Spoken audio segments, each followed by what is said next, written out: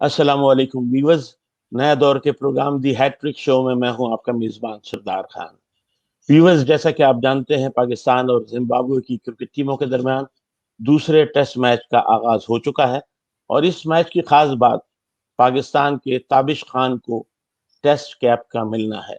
वो 66 साल के बाद पाकिस्तान के ओल्डेस्ट यानी सन रसीदा तरीन खिलाड़ी बन गए हैं, जिन्हें 36 साल की उम्र में ये टेस्ट कैप दी गई।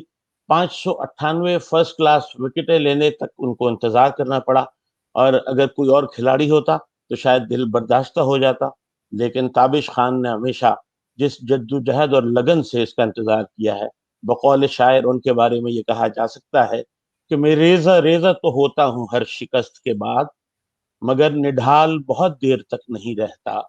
मैं जानता हूं कि सूरज हूं, डूब जाऊं भी तो मुझे जवाल बहुत देर तक नहीं रहता। तो पाकिस्तान की टीम ने पहले बैटिंग की और 510 रन 8 विकेट के नुकसान पे इनिंग्स को डिक्लेयर किया। और बहुत अच्छी बात यह हुई कि ताबिश खान ने अपने पहले ही ओवर में पहली विकेट हासिल की। इस टेस्ट मैच पर और क्रिकेट के दीगर उमूर पर गुफ्तगू के लिए हमारे साथ अमेरिका से हमें ज्वाइन कर रहे हैं फॉर्मर टेस्ट क्रिकेटर और वनडे क्रिकेट की हिस्ट्री में वर्ल्ड रिकॉर्ड बनाने वाले जनाब जलालुद्दीन। अस्सलाम वालेकुम जलाल, कैसे मिजाज हैं? वालेकुम अस्सलाम सरदार साहब। खूब शेर व शायरी आपकी चल रही है अभी तक।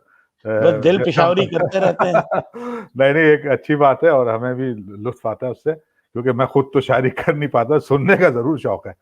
तो जाहिर है कि पाकिस्तान सेकंड टेस्ट में बड़ी स्ट्रांग पोजीशन अगेन, और होना भी यही चाहिए था। जाहिर है कि अब इस टीम के आगे भी अगर हम को कहीं स्ट्रगल करना पड़ेगा तो फिर तो बहुत ही ज्यादा हमारी टीम पे लेदे मचेगी। मगर जैसे आपने ताबिश खान का जिक्र किया, तो मैं ताबिश खान को जरा डिफरेंट एंगल से देख रहा हूँ, क्योंकि मुझे याद है जब हम 2003 की रीजनल क्रिकेट एकेडमी चला रहे थे, मैं उसका हेड कोच था, पीसीबी के अंडर होती थी, तो उसमें कई प्लेयर थे जो बहुत पहले टेस्ट मैच खेल गए, जिसमें अगर मैं नाम लूं तो फवाद आलम उसका हिस्सा थे, फिर उसके बाद खुर्रम मंजूर खेले और असद शफीक उसका पार्ट थे, और साथ साथ खालिद लतीफ भी उसका पार्ट थे। वो सारे बहुत पहले खेल गए। तो अब ये देख के एक हैरानगी हो रही है कि ताबिश खान उसी बैच के थे, मगर इतने अरसे बाद उनको चांस मिला। तो मैं ये एक तरह से इस तरह से भी मुझे खुशी हो रही है कि ये एक हमारे उस बैच का था जहां हमने ट्रेनिंग दी इनको इनिशियली, और उनमें से जो बहुत सारे प्लेयर तो जल्दी खेल गए और ये बहुत देर में खेला। चले, देर आए दुरुस्त आए, और पहले ओवर में विकेट ले ली, तो बहुत अच्छा फैसला। और हमें ये भी अक्सर लोग कह रहे हैं कि जी ताबिश को रिवॉर्ड करा, ये करा, तो मैं कहता हूँ कुछ लोगों को ये बहुत जल्दी खिला देते हैं, जैसे हमने देखा नसीम शाह, मूसा खान, और कुछ को बहुत देर में खिलाते हैं। तो ये देर वाला हिस्सा है, इसमें कोई रिवॉर्ड करने की बात नहीं है। इनको मौका मिला है, नोमान अली को मौका मिला लेट, और भी ऐसे बहुत से प्लेयर है। तो very good for the point of view team के, और इनको डिजर्विंग थे हर लिहाज से। मिला, देर में मिला, जरूर मिला। ऐसे बहुत से प्लेयर मेरा हमने ख्याल शायद। है कि मेरा ख्याल है कि रमजान के आखिरी अशरे में मिसबाह उल हक ने कोशिश की है कि कुछ फायदा उठाया जाए और जो कोताहियां उनसे दीगर खिलाड़ियों के मामले में माजी में हुई हैं, उन्होंने कहा कि ताबिश को खिला के आखिरी अशरे में सारा सवाब कमा लिया जाए। अब ये तो पता नहीं उन्होंने सवाब कराने के लिए गए, ये इनके पेरेंट्स ने, इनकी जो आखिरी अशरे की दुआ थी वो काम आ गई, क्योंकि सुनते हैं कि बहुत कबूल हो जाती हैं दुआएं। ताबिश खान की जो फैमिली है उन्होंने शायद ज्यादा दुआएं की हो, दोनों सूरतें हो सकती है। तो बहरहाल is a good good good decision for the team management. और फवाद, हम जैसे कह रहे हैं कि ताबिश, जाहिर है कि वो डिजर्व करते थे, और इसमें कोई रिवॉर्ड करने वाली बात नहीं है। अच्छा, डबल सेंचुरी की है आबिद अली ने 215, अजहर अली ने 126, नुमान ने 97। स्ट्रेटेजी पाकिस्तान की, जिस तरह आप कह रहे थे कि बहुत स्लो ओवर रेट से पिछले टेस्ट मैच में गया, जो कि इंटरनेशनल स्टैंडर्ड से शायद कम था, अब उसके बारे में क्या कहेंगे? जी हाँ, अभी भी वो चीज देखें, 50 के स्ट्राइक रेट से ज्यादा अभी भी नहीं खेला, माँ सिवाय नोमान अली ने खेला 97 के स्ट्राइक रेट से। That is very good. तो वो अभी कमी तो है, मगर क्योंकि जैसे इस तरह के जो वन साइडेड टाइप मैच हो जाते हैं, उसमें उसका इम्पैक्ट नहीं आता। मगर हमें हमें तो आज इस टेस्ट मैच को खेल के आगे की सोचनी है ना। तो हमें वो चीजें, अब इस आइडियल सिचुएशन थी बैटिंग के लिए हर लिहाज से, तो उसको अगर शुरू में मुश्किल थी तो आगे तक जाके थोड़ा इंप्रूव करना चाहिए था, जो हमें नजर नहीं आया। मगर बहरहाल ये चीज को सही करने की जरूरत है, स्ट्राइक रेट को। तो मैं समझता हूँ 50 के उन्होंने स्ट्राइक रेट से खेला, दोनों ने जो सेंचुरियां की हैं वो कम है, क्योंकि आइडियल कंडीशन है, आप 100 भी बना रहे हो तो वहां आपको उसको मेंटेन करने का मौका मिल जाता है। वैसे व्यूअर्स, जैसा कि जलालुद्दीन साहब का महबूब मशगला है कि क्रिटिसाइज करते हैं बोर्ड को जहां भी, लेकिन जहां पे पॉजिटिव चीजें होती हैं उसको हम हाईलाइट भी करते हैं। और मेरा ख्याल है ताबिश खान को खिलाने पे सिलेक्शन कमेटी और खासतौर पे चीफ सेलेक्टर जलाल, हमें मेरा ख्याल है कॉम्प्लीमेंट करना चाहिए इन लोगों को। एग्जैक्टली मैंने जैसे कहा ना, वो डिजर्व करते थे, ये ना कहा जाए कि रिवॉर्ड करते थे, क्योंकि जिनको आप बहुत जल्दी खिला देते हैं तो उनको भी फिर यही कहा जाए रिवॉर्ड कर देते हैं। तो इसलिए डिसीजन जो भी हुआ है वो अच्छा हुआ है। तो इस बज़ाहिर तो पाकिस्तान की पोजीशन जाहिर है कि खासी सॉलिड नजर आ रही है। जी हाँ, इस टेस्ट को आसानी से जीतना चाहिए, जैसे पहला टेस्ट मैच जीता है, कोई वजह बजाय नजर। 3 तो ऑलरेडी आउट हो चुके हैं, जिसमें 42 रन थे, तो उसमें भी 3 आउट हो गए थे। अगर हम देखें से अर्ली 3 विकेट लेने में कामयाब हो गया था पाकिस्तान। और वीवर्स, अब हम चलते हैं सरहद पार, जहां पे आप जानते होंगे कि आईपीएल को कोविड की जो शदीद तरीन लहर आई हुई है भारत में, और काफी हलाकतें हो रही हैं, काफी परेशानियां हैं, वैक्सीन की कमी है, ऑक्सीजन नहीं मिल रही लोगों को, और लोग जाने फानी से कूच कर रहे हैं। इससे हम इस प्रोग्राम के तवज्जुह से अपने भारतीय जो हमारे दोस्त हैं उनसे हम हमदर्दी और ताज़ियत का इजहार भी करते हैं। और आईपीएल को चूंकि अब पोस्टपोन कर दिया गया है, और ये बात की जा रही है कि उसको यूएई में खिलाया जाएगा, इसके साथ साथ T20 वर्ल्ड कप पे भी खतरात मंडरा रहे हैं कि आया वो भी भारत में मुनक्किद हो सकेगा या नहीं। तो इस सिलसिले में भारत से हमें ज्वाइन किया है हमारे दोस्त जो कि डिजिटल स्पोर्ट्स शो होस्ट हैं, जनाब कौशिक लक्ष्मण साहब। कौशिक लक्ष्मण की गुफ्तगू सुनते हैं कि इस बारे में उनके क्या तासुरात हैं। और नया दौर टीवी की आप लोगों ने मुझे मौका दिया आज ये शो में आने का। Hope you're also doing well, Jalal sir. I hope everyone is safe. As you know, the situation in India is really bad at the moment. COVID is wreaking havoc across the country, and there's been a lot of deaths, a lot of sadness, a lot of grief. It was a very wrong precedent that was being set that the IPL was still going on. And initially, when the IPL began, IPL began on 9th of April, and it actually coincided with the starting of the wave, this starting of this COVID wave. So initially, the first 1 week, I don't think there was any much adverse reactions to the IPL.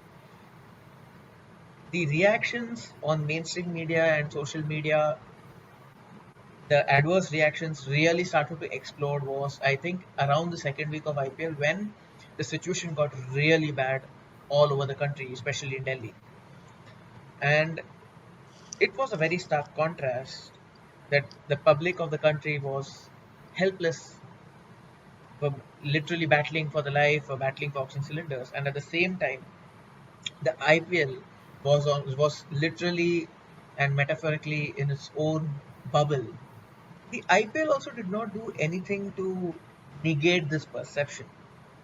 Their PR campaigns their PR strategy itself was a disaster. They did not have a campaign, frankly speaking, and they never even tried to, at least in the first 2 to 3 weeks, they never even tried to address the fact that what was happening in the country.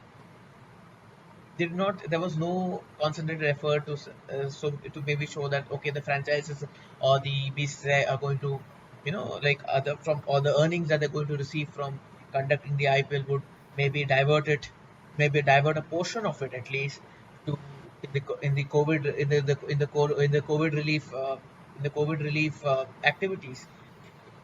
Now, going forward, the path for IPL, of course, the BCCI has come out and said that the IPL needs to be completed because apparently they stand to lose 2,500 crore Indian rupees if the IPL does not get completed. But that's going to be challenging from a logistical purpose and also from a cricket calendar perspective, because India is going to be in England from June to September, playing the World Test Championship final and also the Tour of England.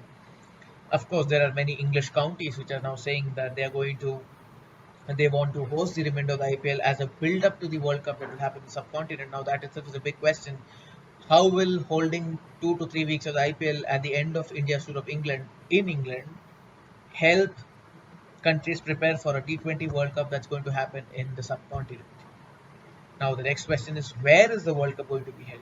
I think the World Cup will be shifted to the backup option, that is UAE. Both the ICC and BCCI, I think, are going to do that because it's easier to host it in the UAE. It's easier to as shown in the last IPL, it's easier to also maintain the COVID bubble over there, for the simple fact that there are only going to be 2 or 3 venues, and all the teams will be traveling by road across those 2 to 3 venues. So, and there's also a perception that the BCCI apparently forced the postponement of the World Cup last year because they wanted to hold the IPL in its place. Now that is not true. Let me just clear something up over here. The World Cup was going to be held in Australia the previous year, but the Australian government had closed its borders for outside travelers, and that is the reason the why the World Cup had to be shifted to 2022. But this year, that something like that is not going to happen, for the simple reason that the ICC has a massive contract with Star Sports, which says that by 2023 they need to conduct 3 more ICC events. So the next year, so one of them next year is the 2022 T20 World Cup in Australia, the 2023 Cricket 50 over World Cup in India, and that leaves the World Cup that's going to happen this year. BCCI is pretty determined that the IPL should be completed. So probably it will probably happen. Probably they might take up one of the offers sent by England that it could happen at the end of September, or of course it could also happen after the World Cup, maybe in the UAE or in India, depending on the COVID situation. Thank you so much. जी viewers, आपने कौशिक लक्ष्मण को सुना। कौशिक लक्ष्मण पहले भी जलालुद्दीन के साथ काम कर चुके हैं और क्रिकेट शो होस्ट हैं, पॉडकास्टर हैं, स्पोर्ट्स राइटर हैं और काफी इन डेप्थ एनालिसिस जलाल इन्होंने हमें फराहम किया है। इस उनके गुफ्तगू से सुनकर आपको क्या तासुर उभरता है? एक बात तो क्लियर है कि आईपीएल जो है वो रीशेड्यूल होना है, क्योंकि जैसे हमने देखा कि गंगुली ने बताया कि अगर इस स्टेज पे ये खत्म होता है तो 2500 यानी कि करोड़ 2500 करोड़ का नुकसान हो सकता है। तो इज अ बिग अमाउंट। तो रीशेड्यूल तो वो करेंगे। अब ये देखना है कि क्या इसकी कोई वर्ल्ड कप की कॉस्ट पे तो नहीं करते, ये मुझे लग रहा है ऐसा फीलिंग, क्योंकि पिछली दफा भी ये हुआ था, मगर कौशिक तो कुछ और कह रहा है। हाँ, उन्होंने जोर दे के कहा कि वो ऑस्ट्रेलियन गवर्नमेंट की पॉलिसी थी, इंडिया जबरदस्ती शिफ्ट नहीं किया था। तो अब देखना है कि जो वर्ल्ड कप T20 वाला इंडिया में होना है वो नहीं होता, वो शिफ्ट होता है दुबई में, या उसकी स्पेस पे कहीं आईपीएल होता है, जो कि बकौल कौशिक के नहीं होगा। ऐसा चले, अच्छी बात है, मगर उन्होंने अल्टीमेटली इसको करना है और वहां पे वो बात कर रहे हैं, दुबई में उनकी बातचीत हो रही है जो मुझे पता चला। और उसके साथ साथ एक पॉजिटिव बात अगर आप पीएसएल की भी देखें कि पीएसएल भी जो है, जो उनकी मैनेजमेंट है पीसीबी की, वो भी दुबई में अपनी बातचीत उन्होंने शुरू की है। तो एक पहली दफा एक चीज नजर आई पीसीबी के हवाले से जो कि पॉजिटिव चीज है कि वो भी अब प्रोएक्टिव हुए हैं, क्योंकि उन्होंने तो अभी अनाउंस किया हुआ है जून में पाकिस्तान में ना, मगर उसके साथ साथ वो दुबई में भी बात कर रहा है, दुबई में भी ये बात कर रहा है। मैंने तो सवाल भी आपसे पीएसएल का सवाल भी नहीं पूछा, आपने खुद ही जिक्र कर दिया और बहुत पॉजिटिव आपने बात की। ये तो कयामत की निशानियों में से है कि आप पीसीबी की तारीफ कर रहे हैं। भाई तो लिफाफा तो नहीं पहुंच गया आप? लिफाफा तो हमें वो देना भी चाहे तो नहीं दे पाते। तो ये है कि अच्छी बात को अच्छा कहा जाएगा कि जैसे हम बार बार ये करते रहे बात कि प्रोएक्टिव होना चाहिए, तो मेरा ख्याल है अब वो प्रोएक्टिव हो गए।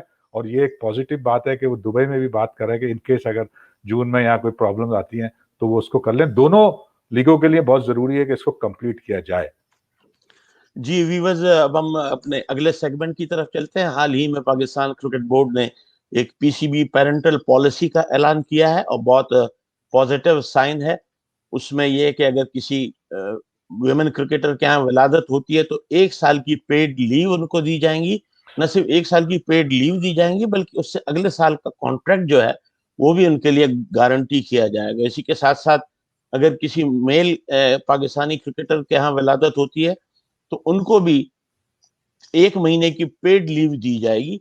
तो इस सिलसिले में हमारे साथ तशरीफ रखती हैं पाकिस्तान वुमेन क्रिकेट टीम की फॉर्मर टेस्ट क्रिकेटर बतूल फातिमा, जिन्होंने 83 वनडे इंटरनेशनल में पाकिस्तान क्रिकेट टीम की नुमाइंदगी की है और 48 T20 मैचेस में 45 T20 मैचेस में पाकिस्तान की नुमाइंदगी की है। तो बतूल, ये जो पीसीबी ने इस पॉलिसी का ऐलान किया है, ये कितनी जरूरी थी और आपके ख्याल में आपके इसके क्या पॉजिटिव इफेक्ट्स होंगे? पहले तो जी अस्सलाम वालेकुम और बहुत शुक्रिया अपने प्रोग्राम में इनवाइट करने के लिए। बहुत अच्छी ये पीसीबी की जो है वो पॉलिसी पीसीबी ने इंट्रोड्यूस कराई है, एक अच्छा इनिशिएटिव है पीसीबी का। क्योंकि जब तक हम लोग खेलते थे उस वक़्त कोई ऐसी पॉलिसी नहीं थी पीसीबी की, जो ख़ास तौर पे विमेन क्रिकेटर्स के लिए फ़ायदेमंद हो। स्पेशली जो है अब जो प्लेयर्स खेल रही हैं, उनके लिए भी बहुत अच्छा है और जो आने वाली फ्यूचर में वो प्लेयर्स ख़ास तौर पे जो पाकिस्तान के लिए एक अहम रोल अदा कर सकती हैं, उनके लिए भी बहुत अच्छा है कि वो इस पॉलिसी से फ़ायदा उठा सकती हैं।